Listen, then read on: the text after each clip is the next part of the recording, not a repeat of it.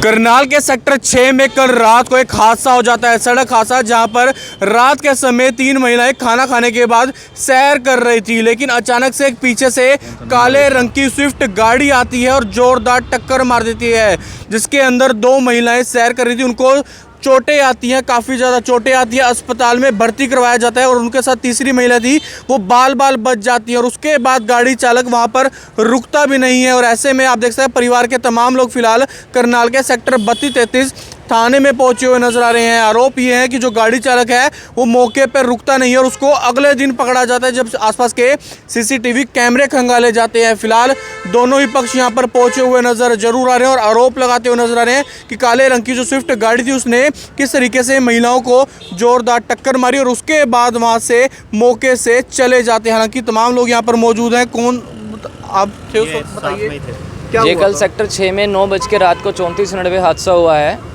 ये मेरी ताई जी थी और साथ में 2 और लेडीज़ थी, सैर कर रही थी।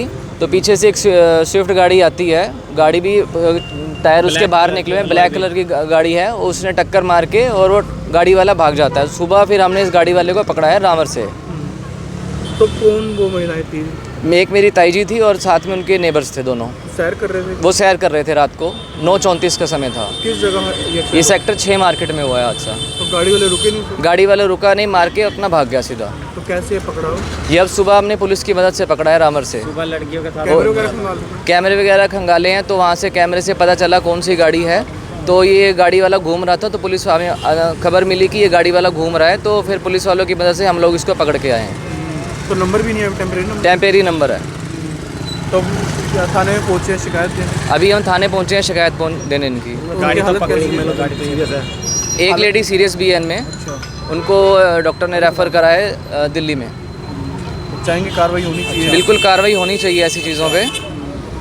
तो बिल्कुल कार्रवाई होनी चाहिए, सख्त से सख्त कार्रवाई होनी चाहिए जो भी दोषी पाया जाता है, क्योंकि ऐसे में आप देख सकते हैं लगातार हादसों की संख्या की बात की जाए करनाल में लगातार बढ़ते हुए नज़र जरूर आ रहे हैं। ऐसे में फिलहाल परिवार करनाल के सेक्टर 32-33 थाने में पहुंचे हुआ जरूर नजर आ रहा है। और ऐसे में आप भी परिवार से ही हैं? हाँ जी, हाँ जी, मेरी जो मामी हैं। अच्छा, हाँ, तो क्या पता चला था? तो आज हमें मॉर्निंग में ही कॉल आई थी उनकी कि भाई एक्सीडेंट हो गया है, कोई हिट एंड रन का और ना रुका है। 3 लेडीज़ थी, तो जो सबसे सीरियस हैं वो मेरी मामी हैं, मामी जी हैं। तो उनको विर्क में ले गए थे मॉर्निंग में और वहाँ पे अब जवाब दे रहे हैं कि अब दिल्ली रेफ़र करना पड़ेगा। तो लगता है ऐसे में कहीं ना कहीं अगर रुकना भी चाहिए। बिल्कुल बिल्कुल रुकते अगर, हाँ कोई दिक्कत नहीं थी। हाँ, थोड़ा सा रुकते। अब यहाँ बेखौफ होके घूम रहे हैं और आज भी सुबह खुद ही हमने पकड़ा है। हाँ जी, तो उसके बाद भी घूम रहे थे? हाँ हाँ बिल्कुल, रावर से लड़कियों के साथ घूम रहा था बंदा और अब खुद ही पकड़ा है हमने। बताओ।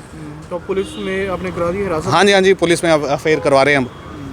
तो बिल्कुल आप देख सकते हैं पुलिस को जैसी जानकारी मिलती है परिवार यहाँ पर पहुँचता है और उसके बाद पुलिस भी इनके साथ जाती है। आसपास के सीसीटीवी कैमरे खंगाले जाते हैं और उसके बाद फिलहाल युवकों को पकड़ भी लिया जाता है। हालांकि गलती किसकी निकलती है वो बहरहाल जांच का विषय ज़रूर है, लेकिन फिलहाल यहाँ पर जो एक महिला जो है वो ज़्यादा ही सीरियस बताई जा रही है, जबकि दूसरी महिला का भी इलाज अस्पताल में चलता हुआ नजर आ रहा है। रात का समय 9:30 बजे के करीब करनाल के सेक्टर 6 मार्केट में महिलाएं सैर कर रही थी, लेकिन उसी वक्त अचानक से एक काले रंग की स्विफ्ट गाड़ी आती है, पीछे से महिलाओं को टक्कर मारती है और टक्कर मारने के बाद वहां से चली जाती है, ऐसा परिवार के लोग बताते हुए नजर आ रहे हैं। उसके बाद कहीं ना कहीं सुबह लगातार परिवार जब कैमरे खंगालने का प्रयास करता है, पुलिस के साथ जाता है, तो उसके बाद वहां पर देखा जाता है कि वही काले रंग की स्विफ्ट गाड़ी वो बाजार में घूम रही है, अलग अलग एरिया में घूम रही है। और उसके बाद कहीं ना कहीं उस गाड़ी को पकड़ लिया जाता है, गाड़ी चालक को भी फिलहाल पकड़ लिया जाता है, पुलिस हिरासत में दे दिया जाता है और उसके बाद कहीं ना कहीं परिवार यहाँ पर शिकायत लिखवाता हुआ नजर आ रहा है। तो बिल्कुल आप देख सकते हैं पूरी फैमिली यहाँ पर पहुंची हुई जरूर नजर आ रही है, परिवार के तमाम लोग यहाँ पर पहुंचे हुए नजर आ रहे हैं। चाहेंगे जी कार्रवाई सख्त होनी चाहिए, जो भी दोषी पाया जाएगा।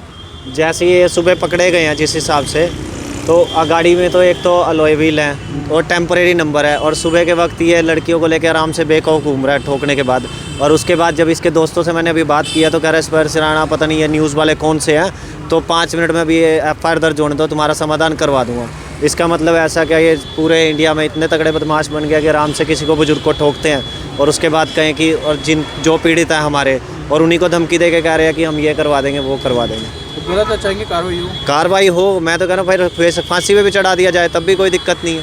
तो उनकी हालत कैसी है? उनकी हालत सीरियस है, दिल्ली रेफ़र करने के लिए बोल रहे हैं। मैं खुद जाके देख के आया हूँ, मैं उनके पास ही रहता हूँ।